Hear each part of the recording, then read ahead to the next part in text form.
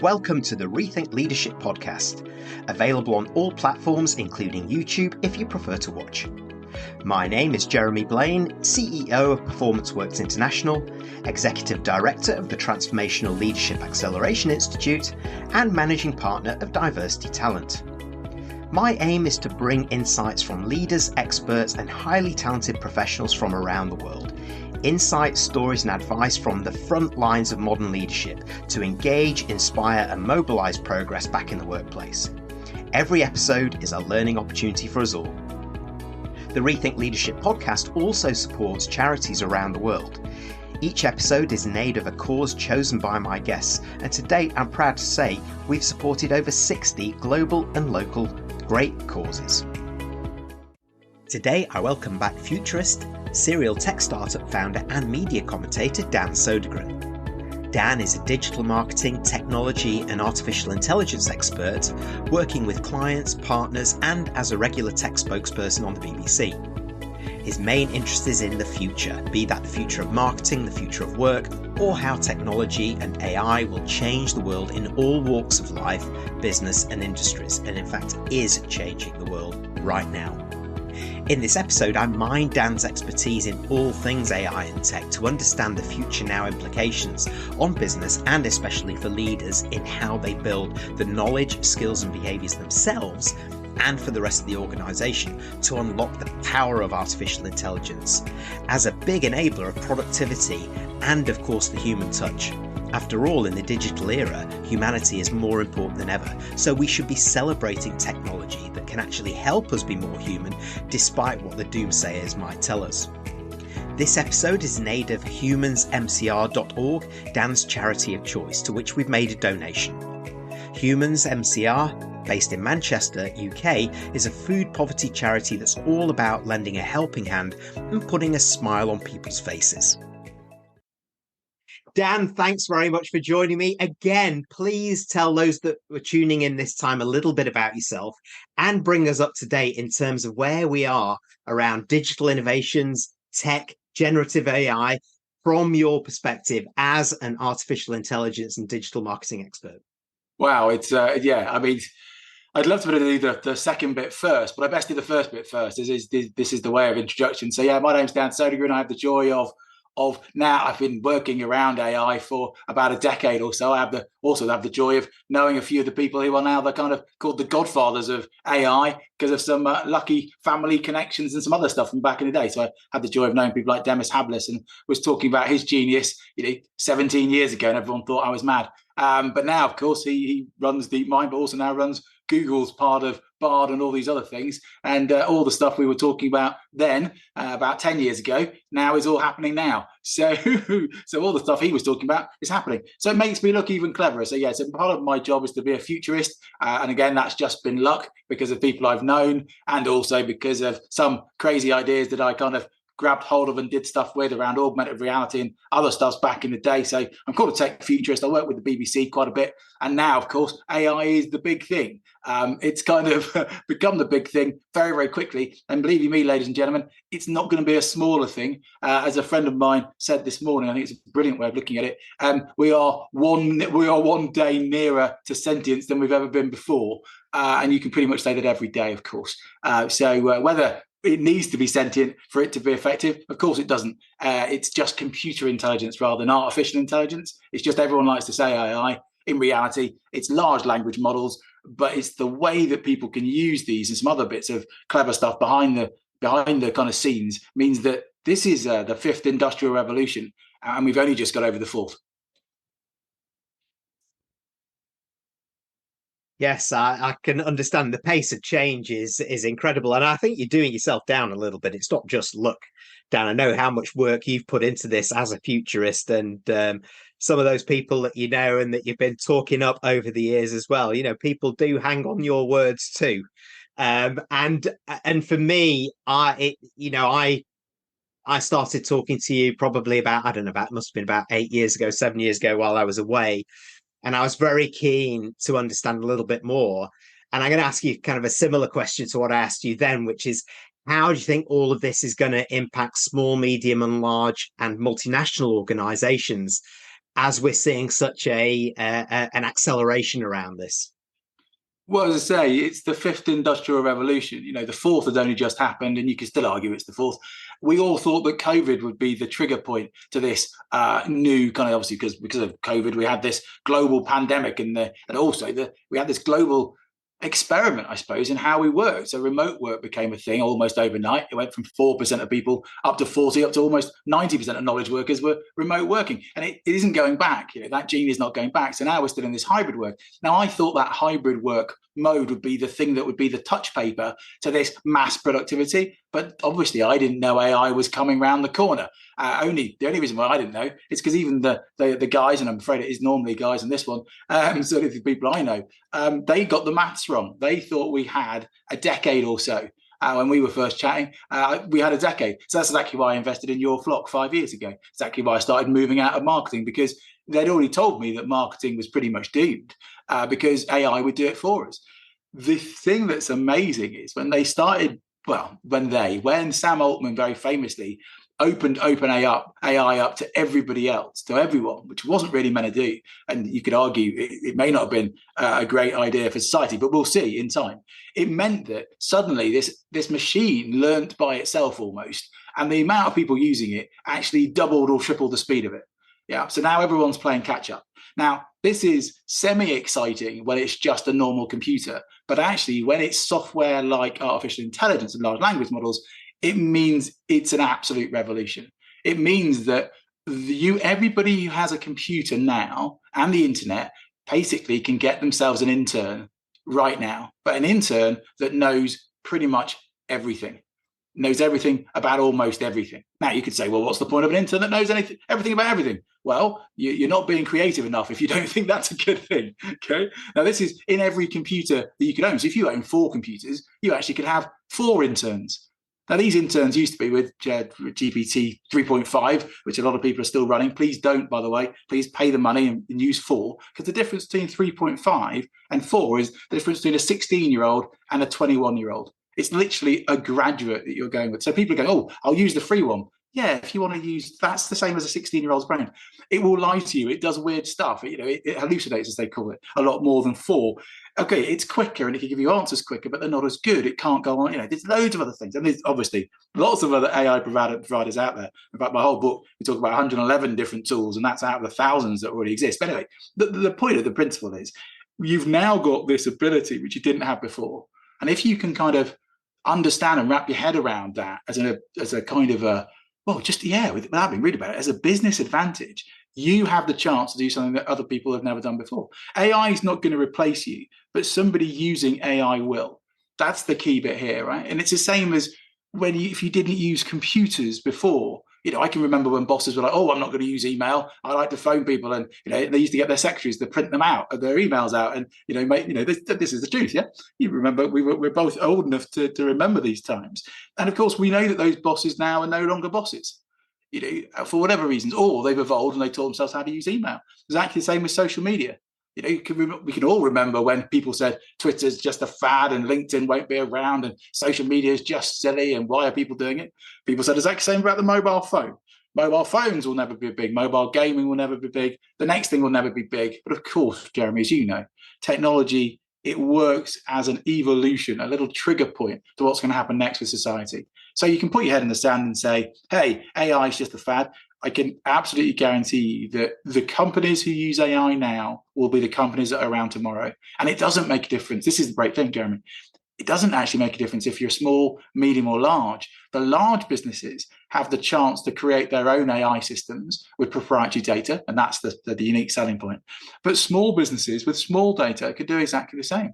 You can do exactly the same creating a digital twin for yourself just from your own social media posts. You can do exactly the same looking at your customers and creating things with code interpreters that are literally things that CRM customers or CRM systems like Salesforce would charge you thousands of pounds for. You can now build yourself.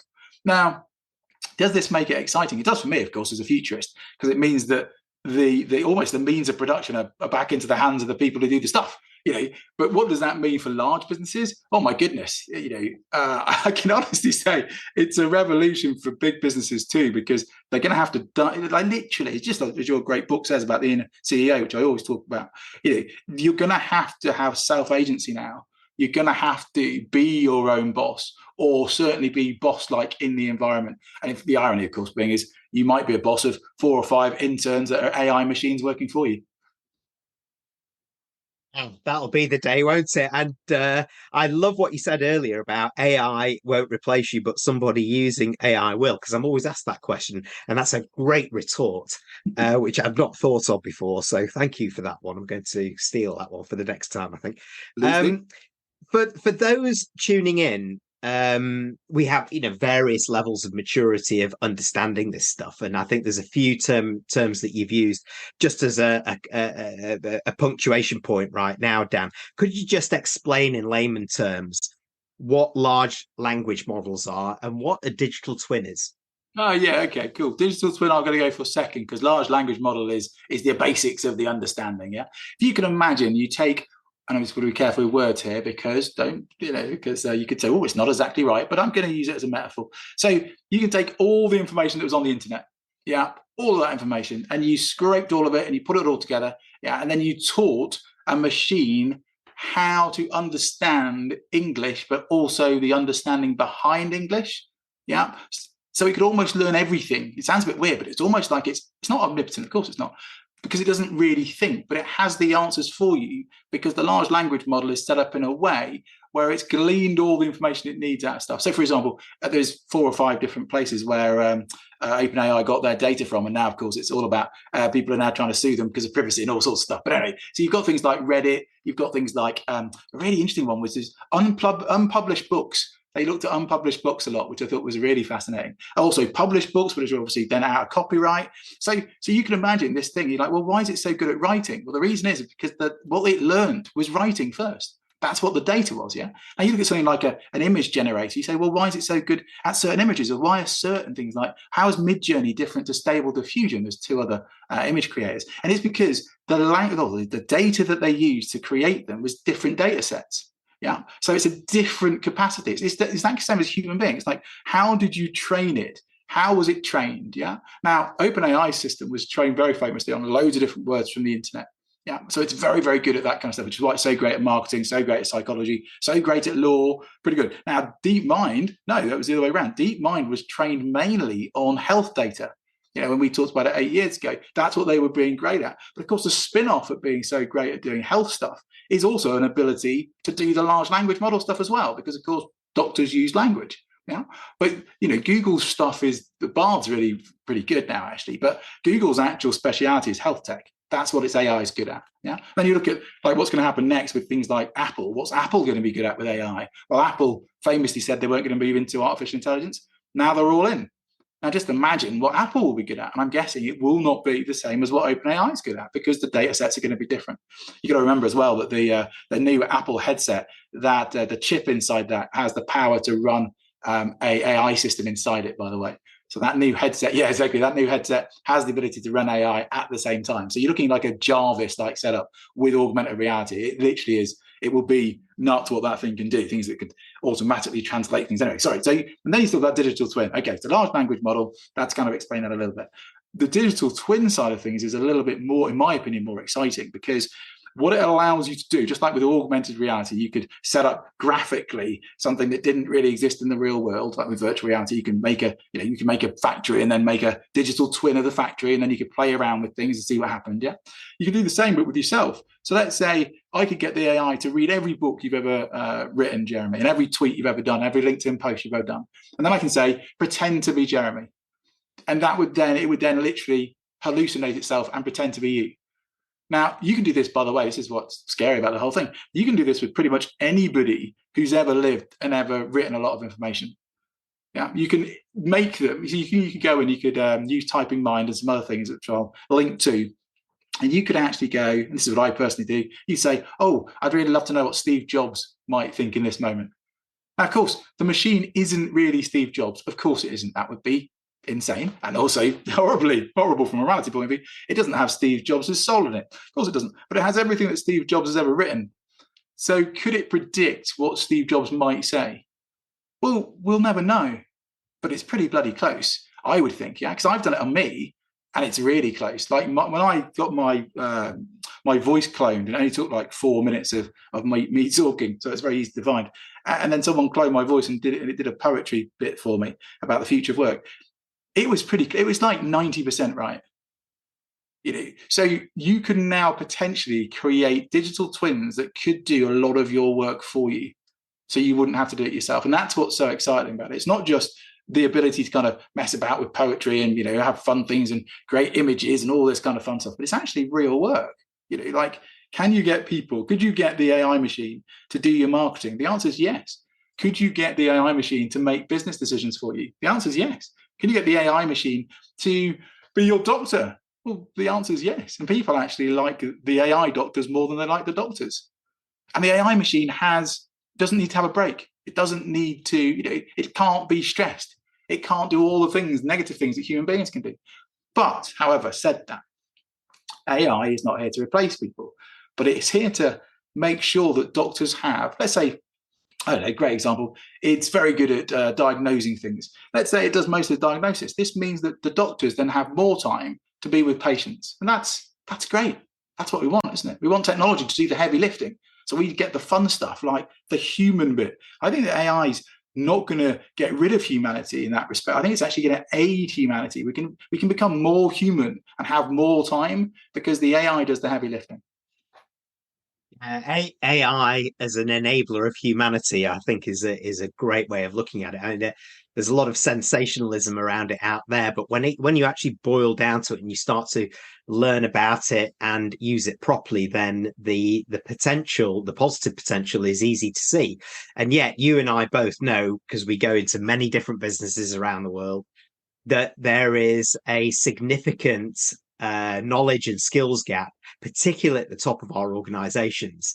So if I play that to you, what are the implications for leaders of all of this that you've told us so far? And what do they need to know, learn, and do differently? It's the implications of it, as I say, it's a bit like being the Victorian days or something, and suddenly electricity is around. What are the implications of that? Huge. What's the implications of when the printing press was first invented? It's huge. I mean, it's outside of our realm actually of understanding, because it changes everything. Yeah, not just a small bit of technology. This is literally a paradigm shift. It's the same for leaders. Like, if they have something which is new, how do they help their people change? Because leaders will say, oh, well, people don't like change. No, they do. People love change. In fact, if anything, change is constant. We all know, when people get older, they seem to enjoy the process. It's human beings, we grow and we evolve, and this is what careers do. People love change. They just don't love sudden and unpredictable change. So leaders have to have enough knowledge to be able to hold their hands and be those servant leaders that we need to guide them through this thing. They need to be the coaches of this. They need to be the people in the forefront as well, Jeremy. We can't kid ourselves here. If you're in a situation where your boss or your leader doesn't understand artificial intelligence, it's the same as the boss and leader that didn't understand email. It's the same as the boss or leader that didn't understand the printing press. It's the same principle. It's just a different technology. It doesn't change. Just like years and years ago, I was teaching people about digital marketing, and I still had bosses saying, well, we'll never need a website. You don't need a website. Websites, I've got a business card. I've got a print, we've got the printing press. We've got all these things. Of course, this is huge industries. This is in our lifetime, yeah? This next change, though, will happen so quickly that those bosses and those, I say boss, I've got to be careful with those words, but those leaders who haven't embraced this and don't understand this means that they will lose people, because people will leave, but also they'll lose business, because business will move so quickly that they won't be able to keep up. This isn't just digital transformation. This is utter transformation. This is a paradigm shift, mainly because AI gives your people who are engaged with the process the ability to be 2, 3, 4 times more productive, maybe up to 10 times more productive. And I'm not joking when I say that. The work that I've been doing with clients, it's 10 times more productive, especially in marketing. It's 10 times more productive. Now, what happens if your agency suddenly becomes 10 times more productive? Or what happens if you think to yourselves, actually, we don't need a marketing person anymore because I'm going to do it myself? Yeah. that process of change, because I don't think it's going to get rid of jobs. I think it's actually going to create new jobs. But that process of change, that moment of potential friction, and that bit where you have to guide people, that's the ability that leaders must have. Because without that human ability to not downplay the uncertainty, but certainly give understanding around it, that means that people will be scared. And what we don't want is people being scared. By the way, this is exactly why right now you've got governments who are scared. You've got large organizations who are controlling media outlets whose only narrative is AI is like the Terminator, it's going to kill us all. But that's okay, because their narrative when the bicycle came around was bicycles will destroy society. It was the same story. It never changes. Computers will kill us all. Okay. Video games will make everyone violent. We know the stories. They're as old as the hills themselves. But I think what we've got to realize now is that the power is now in our own hands. And I think that's what's different about this bit. It's normally that you have to buy a computer, but we've already got computers. It's normally you'd have to get access to the internet, but we've already got it. So all those enablers, all those bits like you'd normally kind of need there'd normally be some kind of gatekeepers around that. There isn't any here. Until they create some, Jeremy, which I think they might do very soon. I think governments will start handing out licenses and stopping people do this, which is exactly why I teach people about it in the AI marketing course, because I have a feeling if you can empower yourself now, that when they start coming and saying, oh, do you need an AI license? We can say, yes, I've got one. This is my knowledge and this is what we do. But we'll see. I think there's other people who also believe that's going to be the case. It's going to be interesting. I hope that they don't. I hope that we can lobby the government enough for them to realise this is about productivity and happiness, and they stop it. But those in power don't always like change either. No, they don't. But neither, and that's politics, but it's also business as well. And I count myself as a more enlightened leader personally. I'm a leadership development expert as well, but yeah. I'm also a business leader. I've signed up for your AI marketing course because I need to learn about this, because I understand what you're saying there, that the acceleration, the shift is coming so quickly. Speed can be competitive advantage here. So what do you say to resistant leaders who are saying, like they did with your printing press and whatever, we don't need the website, we don't need this AI? What's kind of the one sentence that stops them in their track, Dan? Well, I'll be honest with you, it sounds awful, but I actually don't worry when people say it anymore, because I think it's such a deep thing. There's so much opportunity here. I don't need to convince you that AI is a good thing. If you don't see the power of computer intelligence inside your organization, then you've missed so many meetings that I'm kind of reticent to kind of sit down and go, well, computers are a good idea. Well, computers make you quicker. Being quicker is quite good, and productivity is quite good. Because what you're actually saying is you've misunderstood the last 25 years of evolution of society. Now, that's totally fine. We're all God's children, and that's up to you. It's your journey, it's your path. But yeah, I've kind of gone down the. There was last year when I was still trying to convince people and trying to kind of beat the drum for AI. But now it's so blatantly obvious, because you can show someone how they can use AI in 5 minutes, and they go, "Oh my God, that's pretty impressive." And you go, yeah, but now let's think creatively together. And in 10 minutes, they're like, oh my goodness, this could change everything. And in 20 minutes, you could most probably change a workflow. And in an hour, you could definitely change their job. And in an afternoon, which is what I do with training companies, some of them are just like, this changes our whole organization. Because of course it does. All those things that you didn't think you had time to do, the AI now gives you the time to do them. Now, some people would like to hide behind that excuse, especially sometimes leaders and middle managers, and they'll say, I don't have time to manage people, but it's their job to manage people. Now, the AI can't manage you, but it can take a lot of the grunt work away from other things that you didn't like doing, reports, etc. Anything with words, anything with knowledge, it can most probably almost better than you. But more importantly, you can do it, or the AI can do it. You can then edit it, because people like to be in control, and rightly so. You should always double check everything. And then that gives you, you lift up 5 hours, 10 hours a week, which means you can become the manager that people need you to be. You can become the leader, the husband, whatever bit you say you haven't got time to do. AI gives you the time to do it. Now, for us, Jeremy, this is going to be the fascinating thing. Will society allow us to do that? Or will society instead say, right, everyone's twice as productive. Brilliant. We make more money. Or will society go, everyone's more productive. Great. It's 3-day work weeks. Will we job share, or will we actually say, oh no, I'd rather keep the cash and someone else will be out of work? Now that's too big for my pay grade. What I can tell you is that AI gives us that choice now.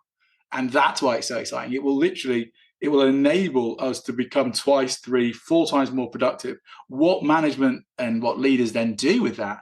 Well, I hope they create happier workplaces because they've got time to. That's really interesting for me to go into a little bit deeper.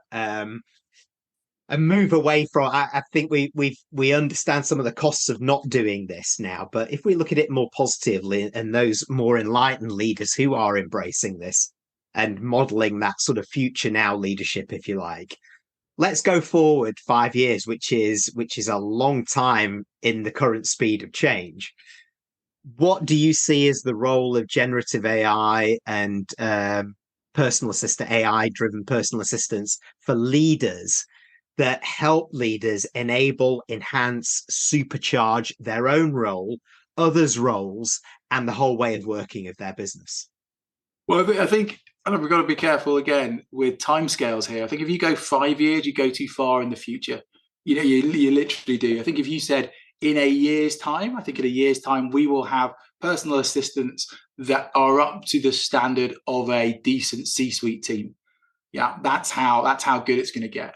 So that's only in a year's time. I think in 6 months' time, I think it'll be, as I say, we're kind of at graduate speed. It might be up to about a 25-year-old. In a year, it'll be about 30. In 2 years, it might be they're up to 40. They've got a load of experience, but it could even be a lot quicker than that. So if you can imagine, if you could take all the data, this is what all AI machines and other things are based on, of course. You take all your data of your company, and you put it into a machine, and then the machine can come up with any answer. That's kind of where we're almost at the moment, by the way. Yeah. And people go, oh my goodness, this means no one's got a job. Well, no, that would be ridiculous, of course, because you've still got to listen to the machine and take action. But the machine is telling you stuff that normally it would take you 3 days to know. The machine is doing stuff where it might take you 3 weeks to know. I've got friends of mine at the moment who are coders who use the machine to help them code, and they are 20 times more productive because the machine can code, and they would go, oh my goodness, I wouldn't have worked that out. And it just says, this is how you work it out. This is how you do it. Now remember, it's got all the code. It goes into GitHub. It does all these different things. Graphic designing work now would normally take, maybe a week to come up with some of the images that you can create in a second. Now that changes everything. Now, this, by the way, and a lot of people believe in business, and this is one of the bizarrest fallacies. They believe that business is more complicated than art, but art is more complicated than business because it's to do with nuance and creativity and nuance. Business isn't. There's a series of very basic things you can do in business, which is why, without being disrespectful to anyone, a lot of business decisions, and again, I've got to be careful with words because a lot of these people are my clients as well. A lot of business decisions can be slowed down by humans making them. Because it's a bit like if you used Excel, is Excel quicker than you using a piece of paper? Well, you better believe it is. It does stuff you couldn't do on a piece of paper. Now, my dad would say, don't be ridiculous. We should always have a slide rule and pieces of paper. But he wouldn't be as quick as someone using Excel. Does that mean that maths is redundant? Does it? Heck, of course it doesn't. Does that mean that understanding business is redundant because a machine helps you? No. What about if you're, literally I saw one today in the CRM system and you put the data in fact, you can actually do this with Code Interpreter, but they're different. But you don't even need to get a CRM system. You can actually do this just with AI. And it can pick your best customers and it can use predictive analysis to say what might happen next. Now, that's what you usually had a team to do. Now you can do it yourself. Now, does that mean that you don't want a CFO? Far from it. Of course you don't. You need a CFO. Of course you do. Do you want a CMO? Of course you want a CMO. But you want every single one of them to be supercharged with AI, mainly because you can then say, hey, Dan, what's your outcomes? And Dan goes, oh, this is my outcomes for marketing. You go, great. Now, if I do them in a day because I used AI, that's awesome. We should all be happy with that. Yeah. Now, old business leaders might say, rubbish, I'm only going to pay you for a day then. Yeah. And I think they'll lose people because it should all be based on outcomes. So that whole thing we talked about years ago, Jeremy, about being outcome focused and outcome based and objective based in leadership, that can now happen because you can give someone that outcome and that objective and they can do it using clever tools twice as quick as maybe you thought they could. Does that mean you should come back to them and say, oh, here's some more work? Or do they then spend more time with their child? Do they spend more time recharging the old brain matter, sleeping more, being more creative, going for walks, having a bath? AI is not going to be more creative than human beings are when human beings are happy. That's the reality. Yeah? We never get AI is a brilliant replicator, but it's a replicator of things. The actual creation of things, that's a human domain. And that's a human domain, as we know. If you're in a flow state and you're happy, as we all know, positive psychology, that's when great, amazing things happen. And also, again, without watering on too much about teams are the things that create amazing things. That's why actually we have teams who come together, form companies.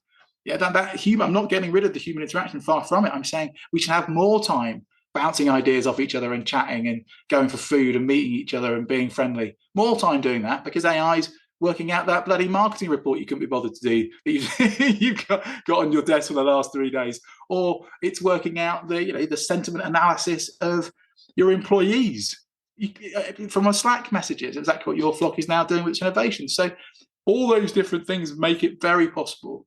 From a business point of view, does that give you more opportunities? I think that's just how you look at it. It is, and I'm interested to know then, because there are clearly organizations and leaders who are doing this well. And I totally agree with you that that's it. To become outcome based is the best thing, because then you're more productive. You make time to, if you like, either have the balance, get more creative, not necessarily to do more. It's doing smart. Either that's for yourself or within the business. So what examples could you pull up for us of organizations or leaders getting this right? Well, I hate to talk about people who we don't always think are the most fashionable. But you look at someone like Microsoft. You look at, obviously, number one, they were sensible enough. And I think this is something that people don't talk about, is the diversity and inclusion that Microsoft has been actually famed for the last 5 years. It's that changing company culture that has allowed them to do this. But not only that, they've now, not only did they put the money into OpenAI, and therefore get a lot of back. Remember, Bing now is taking huge amounts of shares off Google in the way of how people are using it. But also, this whole world is now changing. So it's no longer search engine stuff. Google already said, that's many years ago, that it wasn't a search engine company. It was an AI company. But it's lost its way as an AI company. You look at some of the biggest tech companies in the world, and they're playing catch up to someone who they considered to be asleep, which was Microsoft. So I don't think you could get a better example of a good company. Now, of course, it's a massive company, so you could argue lots of different things around it. But the reality is, it's just a culture of openness and inclusion and diversity and understanding allows them to bring it in. You just see the stuff now that Microsoft, I don't know if you've seen Microsoft Designer, but it gives Canva a run for its money. Some of the stuff it can do now is breathtaking. You look at some of the stuff it can now do with Excel. You think about the distribution that this now has into businesses. Look at how well Teams is done.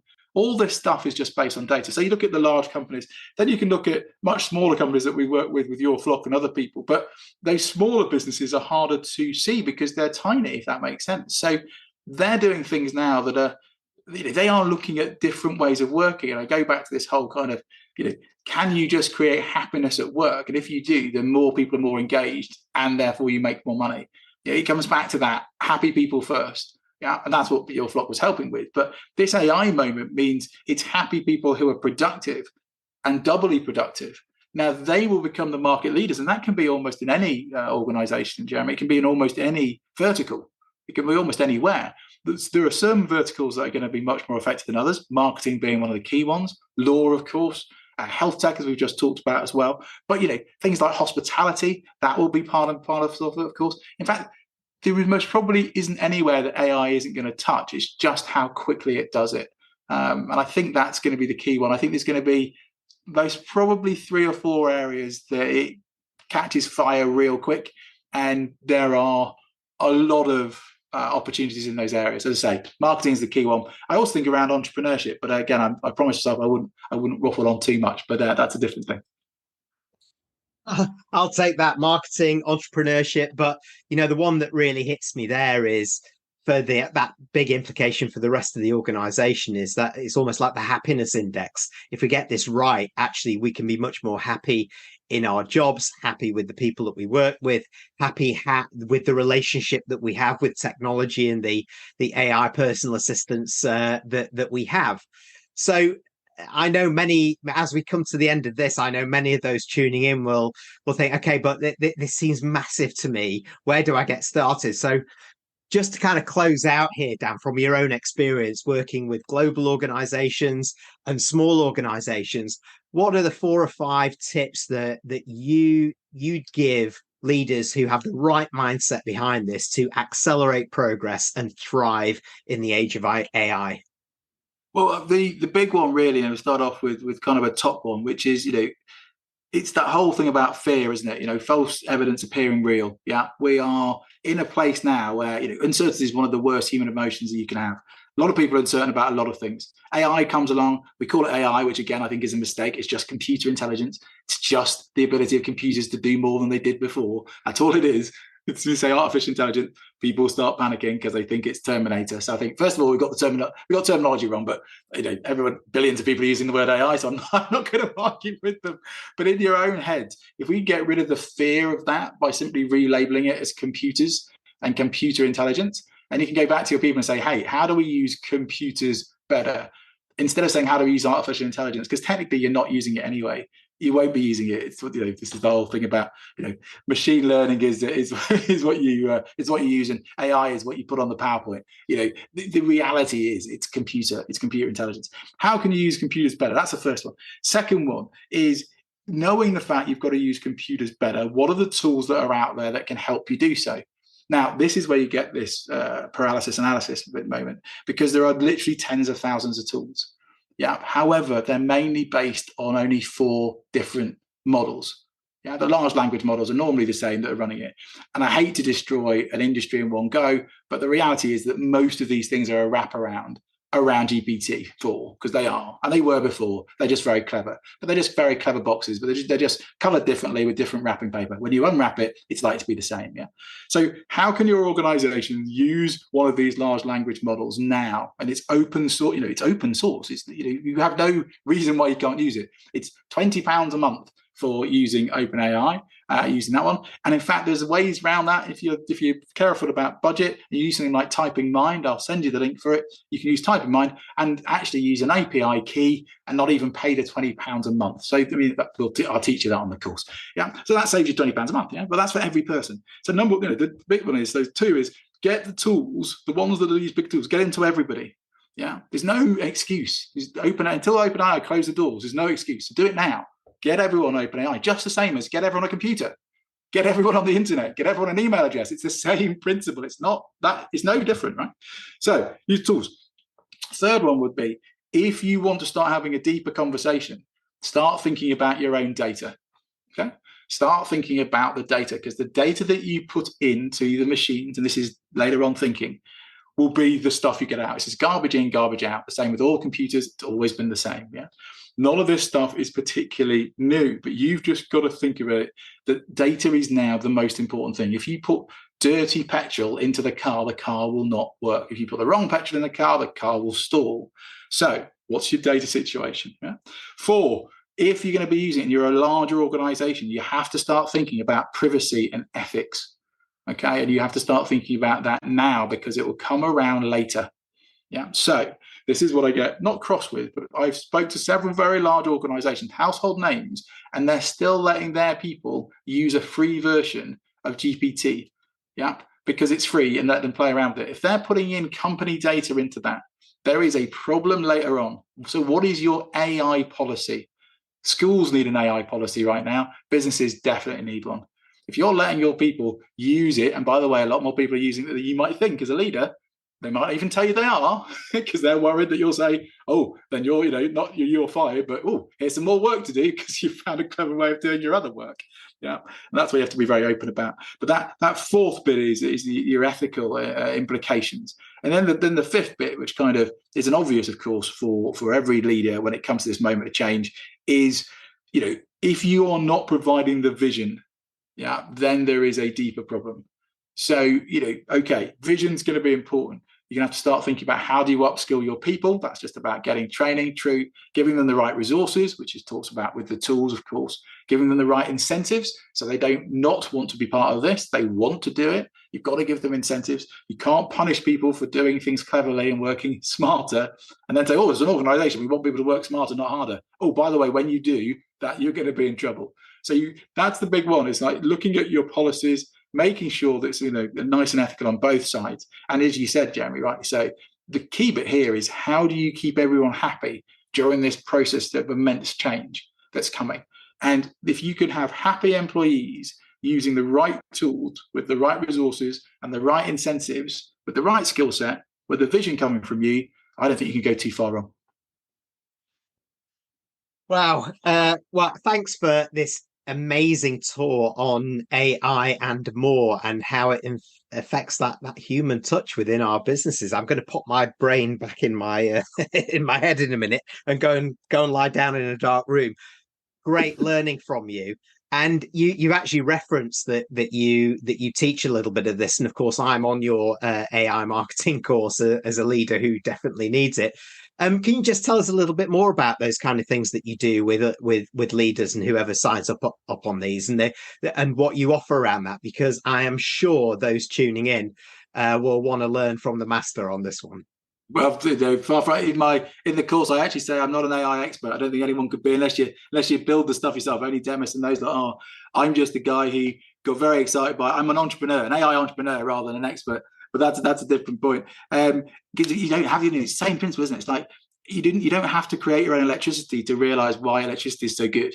You don't have to. I don't have to build computers to know how to use a computer. I don't have to do the same with cars. Heck, you can do it about almost anything. And so I'm just more of an enthusiast. But anyway, that's a different thing. So yeah, to find out more about it, I mean, I do keynote talks around the future of work and this kind of proposition, especially around AI. But it's around that technology piece anyway, and digital transformation, as you know, Jeremy. So come and find me on dansodergren.com if they want an actual keynote or a conference. Better talk to Pomona Partners, as they're my agent, especially if you're in the UK.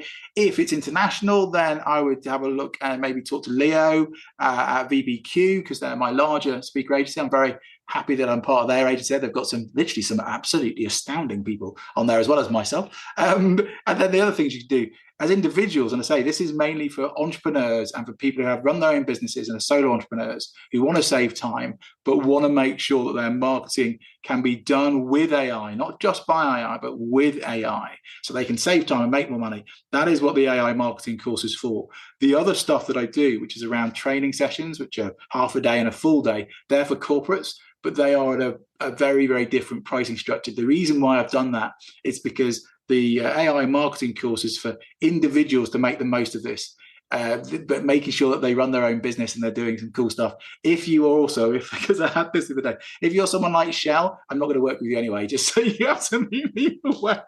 I have a bit of a moral thing about people that might be a bit evil in the way of capitalism. However, if you're doing some cool, funky stuff and you're a large organization, I'm not going to punish you for being a large organization. I'm very happy to work with them. It's very, very rewarding to do so. But as I say, that's just a very different pricing structure. The only way I can do it so cost effectively with the course that you're on is because I also work with Let's Level Up, who are my partners on that. So that's the only reason, that's the only way I can do it. You can also just search for me at Dan Sodergren if you want to do, and see if my SEO is any good. I don't know. I've done it for years. Have a look if you can find me on the internet. Well, look, I have to thank you again for joining me, Dan. It's been another great conversation into the future, but kind of now. Thank you very much for joining me. Thank you, Jeremy. Always a star. Thanks for tuning in to the Rethink Leadership podcast with me, Jeremy Blaine. Please like, comment, and support us on your favourite platform, and subscribe to our YouTube channel where you can watch as well as listen to each episode.